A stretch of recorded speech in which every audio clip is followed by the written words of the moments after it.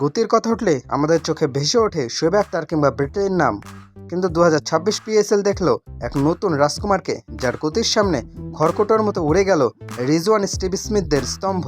তিনি আর কেউ নন, বাংলাদেশের পোস্টার বয় নাহিদ রানা। কেবল গতি দিয়ে নয়, এবার তিনি রেকর্ড বুক ওলটপালট করে দিলেন নিজের অবিশ্বাস্য লাইন তার লেন্থ দিয়ে। আজ আমরা জানবো কিভাবে মাত্র 4 ম্যাচে পাকিস্তানের মাটিতে নিজের রাজত্ব কায়েম করলেন এই টাইগার পেসার। নাহিদ রানা মানে 150 কিলোমিটারের উপর আগুনের গোলা, এটা আমরা জানতাম, কিন্তু পিএসএলে তিনি নিজেকে চিনেছেন এক নতুন রূপে। গতির পাশাপাশি তিনি হয়ে উঠেছেন টুর্নামেন্টের অন্যতম কিপ্টে বা মিতবাহী বোলার। চলুন এক নজরে দেখে নিই তার অবিশ্বাস্য পরিসংখ্যান। সেরা 5 উইকেট শিকারী, মাত্র 4টি ম্যাচ খেলেছেন, আর তাতেই পকেটে পড়েছেন 7টি মূল্যবান উইকেট। সর্বোচ্চ ইকোনমি, আপনি কি বিশ্বাস করবেন? যেখানে পিএসএল এ বোলাররা রান বাঁচাতে হিমশিম খান, সেখানে শীর্ষ 5 বোলারের মধ্যে তার ইকোনমি রেট মাত্র 5.42। অর্থাৎ গতির ঝড়ে ব্যাটসম্যানরা তাকে ছোঁয়া তো দূরে থাক, রানও নিতেও ভয় পাচ্ছিল।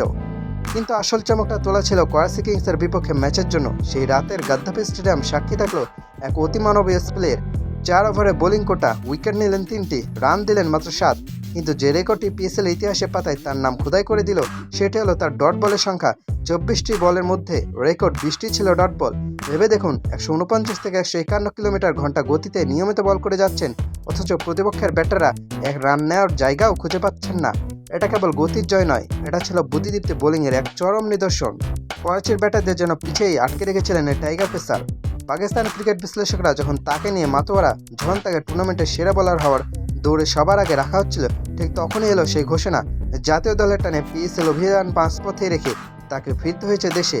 যদিও তার পিএসএল মিশন এবার অসমাপ্ত রয়ে গেল, কিন্তু যে ছাপ তিনি পাকিস্তানে রেখে এসেছেন তা ভোলার মতো নয়। মাত্র কয়েক ম্যাচে তিনি প্রমাণ করেছেন বাংলাদেশের পেস ইউনিট এখন বিশ্ব ক্রিকেটে যে কোনো মঞ্চে রাজত্ব করতে তৈরি।